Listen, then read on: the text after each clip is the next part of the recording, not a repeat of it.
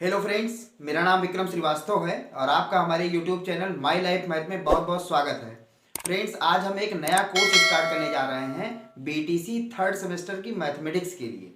उसका ये lecture number first है, जिसमें हम लोग रेशियो यानी कि अनुपात के बारे में सीखेंगे, क्या परिभाषा होती है और कुछ इंपॉर्टेंट क्वेश्चंस को भी हम लोग इस वीडियो में देखेंगे। फ्रेंड्स, डीएलएड थर्ड सेमेस्टर जो मैथमेटिक्स का सिलेबस है उसको मैंने डिस्क्रिप्शन बॉक्स में दे दिया है, आप वहां से जाके पूरा सिलेबस देख सकते हैं। हम लोग बेसिक से एक एक चैप्टर का अध्ययन करेंगे। आज ये लेक्चर नंबर फर्स्ट है, जिसमें हम लोग अनुपात के बारे में सीखेंगे, कुछ इंपॉर्टेंट क्वेश्चंस और अनुपात की क्या परिभाषा होती है, क्या अनुपात का प्रॉपर्टी होती है यानी कि गुण क्या होता है। तो आइए स्टार्ट करते हैं आज की वीडियो। अनुपात अनुपात होता क्या है, इसको अंग्रेजी में बोलते हैं रेशियो। रेशियो बोलते हैं। अनुपात की परिभाषा क्या होती है? अनुपात की परिभाषा होती है कि अगर ए और बी, अगर कोई दो राशियां ले लें, हम परिभाषा इसकी लिखे दे रहे हैं, यदि ए तथा बी दो सजातीय राशियां, ए और बी हमने दो सजातीय, सजातीय का मतलब होता है, हम लिखे दे रहे हैं सजातीय अर्थात समान प्रकार की राशियां हों तथा बी 0 के बराबर ना हो, तो भागफल ए अपान बी को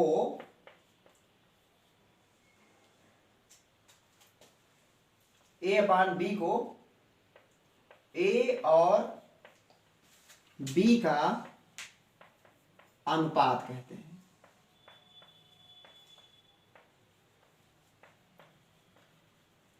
ए और बी हमें दो सजातीय राशियां लेनी है। सजातीय का मतलब ये हुआ कि अगर हम ए को किलोग्राम में दिया है तो बी भी किलोग्राम में ही होना चाहिए। अगर ए मीटर में है तो ये भी मीटर में होना चाहिए। मतलब जो इसका मात्रक होगा वही इसका मात्रक होगा, समान प्रकार की राशियां होनी चाहिए। तो ए और बी का जो भागफल होगा उसी को हम लोग क्या बोलते हैं? अनुपात कहते हैं। जहां पर जो नीचे वाला है, जो भी नीचे वाली चीज रहेगी उसको 0 के बराबर हम नहीं ले सकते हैं, वो 0 नहीं होना चाहिए।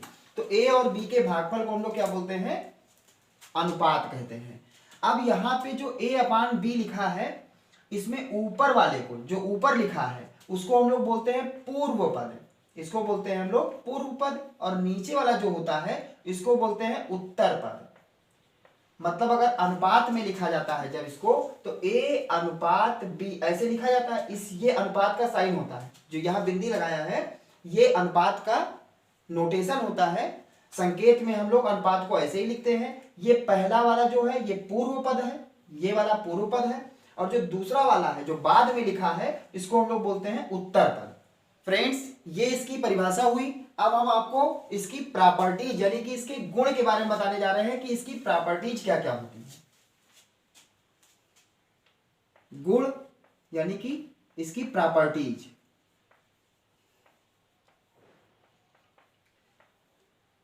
पहली प्रॉपर्टी आपको यह याद रखना है कि अगर कोई अनुपात लिखा होगा ए अनुपात बी, अगर इसको हम किसी भी पर्टिकुलर एक संख्या से गुणा कर दें तो गुणा करने पर इस अनुपात का कोई चेंज इस अनुपात में नहीं आता है। जैसे अगर हम इसको 2 से गुणा कर दें तो इसमें कोई चेंज नहीं होगा, चाहे 3 से गुणा कर दें, कोई भी एक संख्या हम पूरे इधर यानी कि पूर्व पद को और उत्तर पद को उसी संख्या से गुणा कर दें तो अनुपात में कोई चेंज नहीं होता है। तो हम एक जर्नल नंबर ले रहे हैं, कौन सा ले रहे हैं? के ले रहे हैं। तो इसकी वैल्यू कितनी हो जाएगी? के को अगर ए से भी गुणा कर दिया जाए तो ये हो जाएगा ए के, अनुपात का साइन लगेगा, और के का बी से गुणा होगा तो हो जाएगा के बी।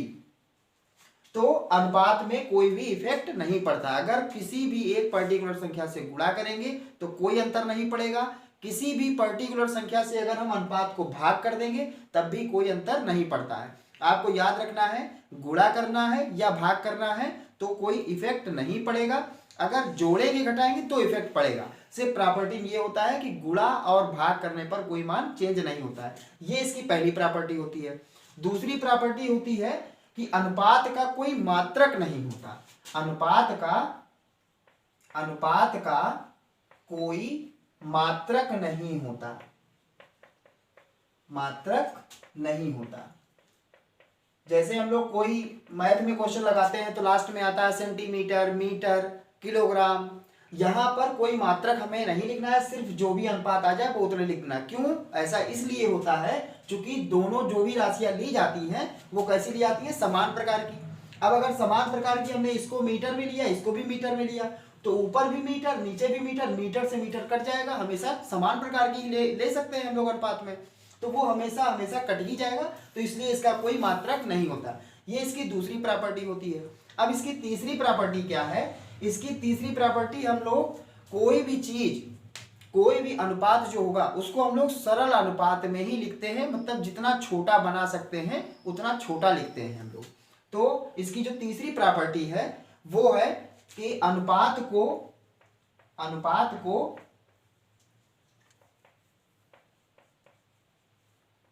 लघुत्तम रूप में लिखते हैं।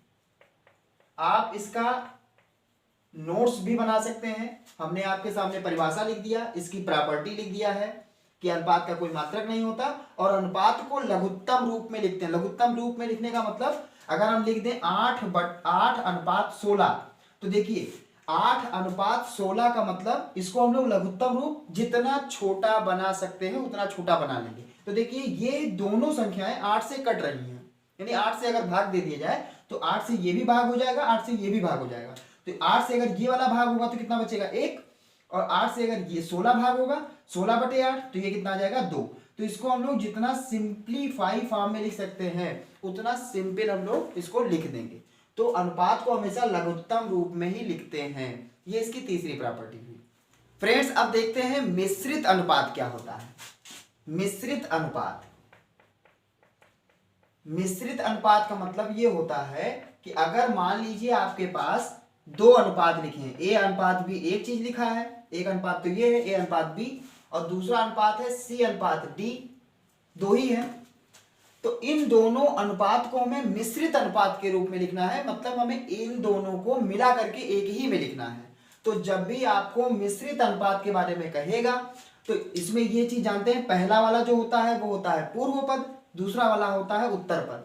तो पूर्व पद का पूर्व पद से ही गुणा कर देंगे हम, तो कितना हो जाएगा ए और सी का, ये भी पूर्व पद है इस वाले अनुपात के लिए, ये वाला पूर्व पद है, तो पूर्व पद का पूर्व पद से गुणा करेंगे तो कितना हो जाएगा AC, और उत्तर पद का उत्तर पद से गुणा कर देंगे तो कितना हो जाएगा BD। यही आपका जो कहलाएगा, यही होगा आपका मिश्रित अनुपात। तो अगर आपसे कोई पूछे कि मिश्रित अनुपात क्या होता है, तो दो या दो से अधिक जो अनुपात लिखे, अगर मान लीजिए एक अनुपात और लिखा होता तो हम लोग जितने भी उसमें पूर्व पद हैं, पूर्व पद को आपस में क्या कर देंगे, गुणा कर देंगे, अनुपात का साइन बना देंगे, और जितने भी उत्तर पद लिखे होंगे उनको आपस में गुणा कर देंगे। तो जो अनुपात बनेगा ये इन दोनों अनुपात के लिए क्या होगा, मिश्रित अनुपात होगा। तो फ्रेंड्स हमने आपको बताया कि अनुपात की परिभाषा क्या होती है, अनुपात के गुण क्या होते हैं, मिश्रित अनुपात क्या है। आइए उससे रिलेटेड क्वेश्चन देखते हैं। इस वीडियो में हम आपको केवल अनुपात के बारे में बताएंगे, नेक्स्ट वीडियो में हम आपको प्रपोर्शन यानी कि समानुपात के बारे में बताएंगे। तो ये क्वेश्चन जो लिखा हुआ है क्वेश्चन नंबर फर्स्ट की सरल अनुपात ज्ञात करो, और दो चीजें लिखी हैं, एक लिखा है 1.2 किलोग्राम तथा 840 ग्राम। तो हमने अभी आपको थोड़ी देर पहले बताया है अनुपात की परिभाषा क्या बताया है कि दोनों जो भी चीजें लिखी हो, जो दो राशियां लिखी हो, वो दोनों सेम क्वांटिटी में होनी चाहिए। यहाँ पे अगर ग्राम है तो यहाँ भी ग्राम हो, या यहाँ किलोग्राम है तो यहाँ पे किलोग्राम हो। तो पहले आप या तो किलोग्राम को ग्राम बना ले या तो ग्राम को किलोग्राम। तो किलोग्राम को ग्राम बनाना आसान होता है, 1 किलोग्राम में 1000 ग्राम होते हैं। तो 1.2 को किलोग्राम को ग्राम बनाना है तो 1000 से हम लोग क्या करेंगे, गुणा करेंगे। और हमें क्या बताना है, अनुपात बताना है इसका और इसका। तो पहले ये नंबर है ये, और अपान लगा दीजिए, और यहाँ पे कितना 840 ग्राम। अब देखिए ये भी ग्राम में आ गया, ये भी ग्राम में आ गया, तो ग्राम से ग्राम कट गया होगा। अब यही को हमें क्या करना है, सॉल्व करना है। देखिए 0 से 0 कट गया, अगर 1.2 का 100 से गुणा होगा तो कितना बचेगा, ये 2 अंक के बाद यहाँ पे दशमलव लगेगा, तो 2 अंक के बाद, एक अंक तो दिखाई दे रहा है, एक अंक नहीं है तो हम लोग 0 रख दें, 2 अंक के बाद तो कितना हो जाएगा 120, 120 बटे 84। अब देखिए किससे कट जाएगा, 4 से तो कटेगा, पहले 4 से काटे, 4 दूनी 8, 4 एकम 4 और 4 से कटेगा, 4 तिया 12। अब देखिए किससे दिखाई दे रहा है, 3 से दिखाई दे रहा है, 3 से 21 और 3 दहमा 30, इसका मतलब ऊपर कितना आया 10 और अनुपात में लिखना है तो रेशियो लगा दिया और यहां लिख दिया हमने 7। तो इसका जो सरल अनुपात बना वो कितने कितने का बना, 10:7 का बना। फ्रेंड्स इस क्वेश्चन में क्या लिखा है कि 2:3, 6:7 तथा 8:9 का मिश्रित अनुपात ज्ञात करो। हमें मिश्रित अनुपात जब भी बताना होता है तो हम क्या करते हैं, जो भी अनुपात जितने भी दिए हैं, देखिए एक अनुपात ये दिया है, एक अनुपात ये दिया है, एक अनुपात ये दिया है, इन तीनों को हमें क्या बताना है, मिश्रित अनुपात बताना है। तो इसका जो पूर्व पद है, इसका पूर्व पद क्या है 2 है, इसका पूर्व पद 6 है, इसका पूर्व पद 8 है, तो इन तीनों को आपस में क्या कर दें, गुणा कर दें अपान में। अब अपान में क्या लिखेंगे, बटे में क्या लिखेंगे, उत्तर पद को लिखेंगे। तो ये पहले वाले अनुपात का उत्तर पद 3 है, दूसरे वाले का 7 है, तीसरे वाले का 9 है, तो 3 गुणे 7 गुणे 9। अब देखिए कुछ अगर कट रहा हो तो आप काट सकते हैं, नहीं कट रहा है तो डायरेक्ट गुणा कर देंगे। तो यहां से देखिए साफ साफ दिखाई दे रहा है, 3 एकम 3, 3 दूनी 6 और तो कुछ कटेगा नहीं, तो इसका मतलब कितना बन जाएगा, 2 दूनी 4, 4 अठे 32, तो ये ऊपर आ गया 32 और 9 सते 63। इसका मतलब ये हमने बटे के रूप में लिख लिया। अब अगर इसको अनुपात के रूप में लिखना है तो 32:67। तो जब भी आपको मिश्रित अनुपात के बारे में कहेगा तो आपको पूर्व पद का आपस में गुणा कर देना है और उत्तर पद का आपस में गुणा कर देना है। फ्रेंड्स इस क्वेश्चन में क्या है कि निम्न में कौन अनुपात बड़ा है, ये वाला अनुपात बड़ा है कि ये वाला अनुपात बड़ा है। तो जब भी आपको ये चेक करना हो कि ये वाला अनुपात बड़ा कि ये वाला, तो पहले आप इसको बटे के रूप में लिख लें, 5/8 कामा लगा लें और 11/14। अब चेक करना है कि 5/8 वाला बड़ा है कि 11/14 वाला। ऐसे केस के लिए जब हमें ये बताना होता है कि कौन सा अनुपात बड़ा है कौन सा छोटा है, तो हम लोग इन दोनों के हर, जो भी हर है यानी कि डिनोमिनेटर है, उसको बराबर करते हैं। और बराबर करने के लिए 8 और 14 जो भी बटे में लिखा है इसका हम लोग निकालेंगे लासा, यानी कि एलसीएम निकालेंगे। तो 8 और 14 का कितना बनेगा, लासा कितना बनेगा, 56 बनेगा। तो अब 8 और 14 का 56 बना, 8 का पहाड़ा पढ़िए, 8 सते 56, बीच में 7 आया, 7 का गुणा 5 से किया, 7 पचे 35, कामा लगा दीजिए। 14 का पहाड़ा 56 तक पढ़िए, तो 14 का पहाड़ा जब 56 तक पढ़ेंगे, 14 चौको 56, कितना आया, 4 आया। जो भी संख्या आई है बीच में उसका गुणा उसके अंश से कर देते हैं, तो 4 का ये 11 से गुणा हुआ तो कितना हुआ, 44 हुआ। अब आप इसको अलग अलग अगर आप लिखेंगे तो ये लिखेंगे 35/56, कामा लगाएंगे 44/56। अब देखिए दोनों का जो हर है वो क्या है, बराबर है। तो अब अंश चेक कर लें कि ये वाला बड़ा है कि ये वाला बड़ा है। तो 35 और 44 में कौन बड़ा होता है, 44 बड़ा है। इसका मतलब सेकंड वाला जो भी अनुपात लिखा था वो बड़ा दिखाई दे रहा है। तो सेकंड वाला अनुपात यहाँ पे क्या लिखा है, 11/14। 11/14 का मतलब 11:14। तो कौन सा बड़ा है, 11:14 वाला बड़ा है।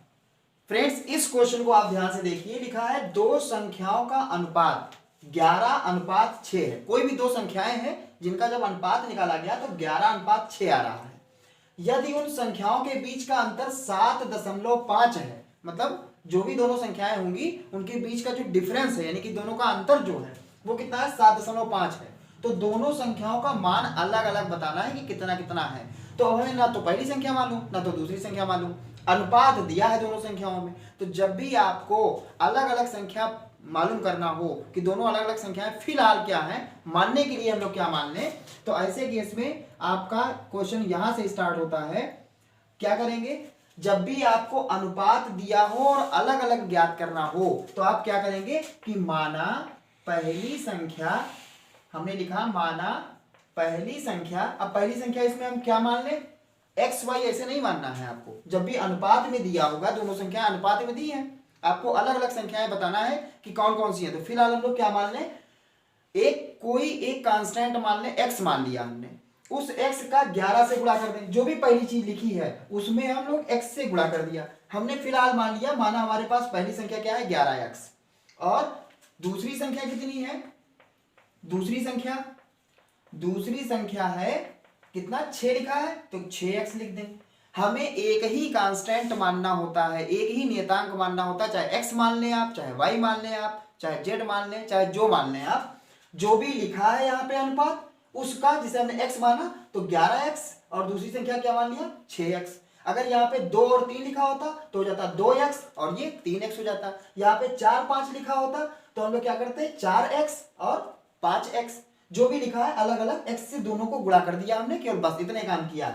इसको अलग गुणा कर दिया x से, इसको अलग गुणा कर दिया x से। हमने फिलहाल पता कर लिया कि पहली संख्या हमारे पास 11x है, दूसरी संख्या हमारे पास 6x है। अब हम लोग क्वेश्चन पढ़ते हैं। क्या लिखा है, यदि उन संख्याओं के बीच का अंतर 7.5 है, इसमें दिखाई दे रहा है 11x वाला बड़ा माना जाएगा और 6x वाला, तो ये संख्या पहली हो गई, ये संख्या दूसरी। अब कंडीशन क्या कह रहे हैं कि अगर बड़ी संख्या में से छोटी संख्या घटाएंगे, यानी कि दोनों के बीच का अंतर कितना है 7.5 है। इसका मतलब बड़ी में से अगर छोटी वाली संख्या को घटाएंगे तो 7.5 बचेगा।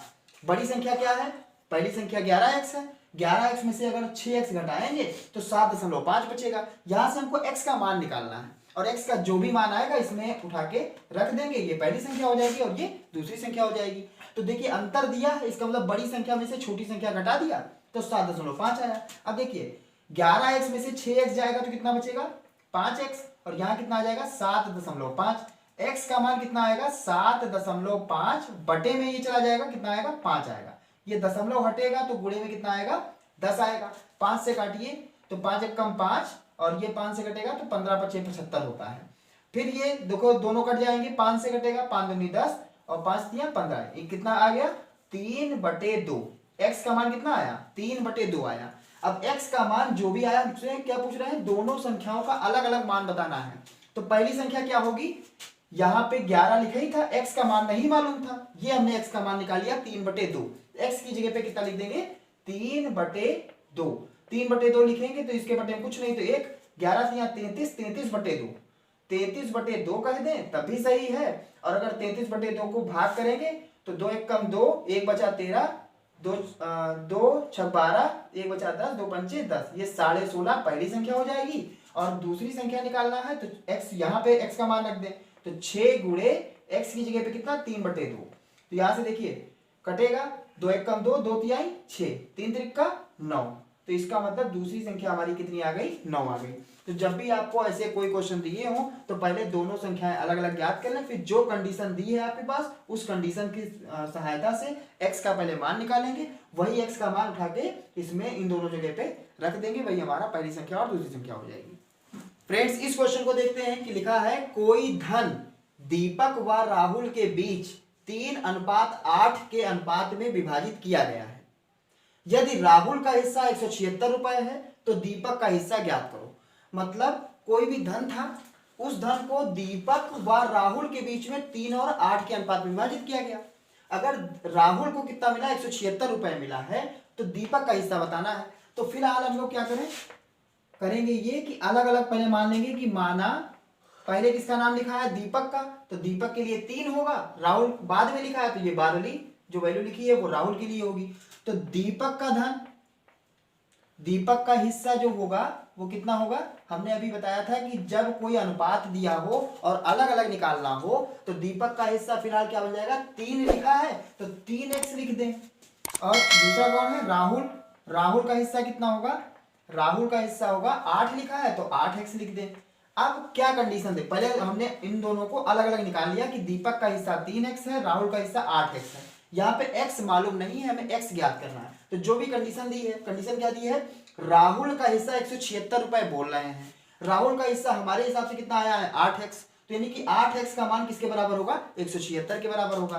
तो जो प्रश्नानुसार कह रहे हैं वो क्या कह रहे हैं कि जो 8x है इसका मान किसके बराबर होना चाहिए 176।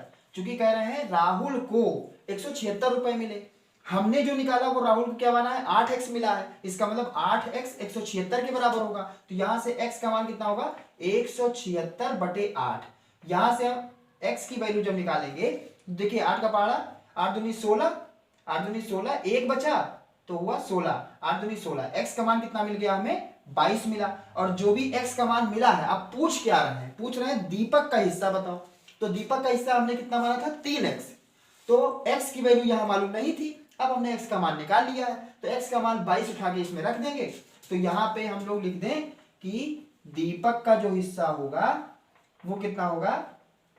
दीपक का हिस्सा बराबर कितना है? 3, और x है, x की जगह कितना लिख देंगे? 22 लिख देंगे। तो 22 का जब 3 से गुणा करेंगे तो कितना आ जाएगा? 66। इसका मतलब जो दीपक का हिस्सा है वो कितना है? 66 रुपए है। तो फ्रेंड्स, इस वीडियो में बस इतना ही। उम्मीद करते हैं कि आपको जो अनुपात चैप्टर है, इस अनुपात से रिलेटेड जो हमने क्वेश्चंस बताए हैं, जो परिभाषा बताई है, जो इसका गुण बताया है, मिश्रित अनुपात के बारे में बताया है, आपको अच्छे से क्लियर हो गया होगा। नेक्स्ट वीडियो में हम लोग समानुपात से रिलेटेड क्वेश्चंस, इसकी परिभाषा समझेंगे। अगर वीडियो हमारी अच्छी लगी हो तो आप इसे लाइक कर दें, अपने दोस्तों को शेयर कर दें, और चैनल को अगर आपने हमारे सब्सक्राइब नहीं किया है तो आप हमारे चैनल को सब्सक्राइब कर लें और बेल आइकन के बटन को प्रेस कर लें। मिलते हैं एक नए वीडियो में, तब तक के लिए जय हिंद।